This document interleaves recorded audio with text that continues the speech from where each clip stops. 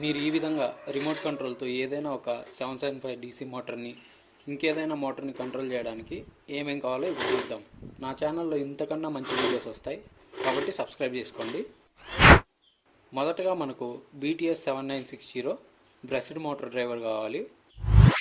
తర్వాత మనకు SG90 servo motor logic board కావాలి.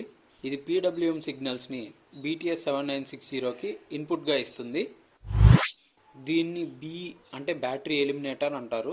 ఇది యూజ్ చేస్తే రిసీవర్కి సపరేట్గా బ్యాటరీని యూజ్ చేయాల్సిన అవసరం ఉండదు. తర్వాత మనకి కొన్ని జంపర్ వైర్స్ కావాలి. వీటిని మనం BTS 7960కి కనెక్ట్ చేస్తాం.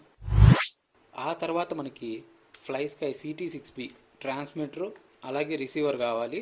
దీంతో మనం వైర్లెస్గా DC మోటార్ని ఆపరేట్ చేయొచ్చు. ఇంకా ఫైనల్గా మనకి 775 DC గేర్ మోటార్ కానీ లేకపోతే ఏదైనా సరే ఒక బ్రష్ మోటార్ కావాలి.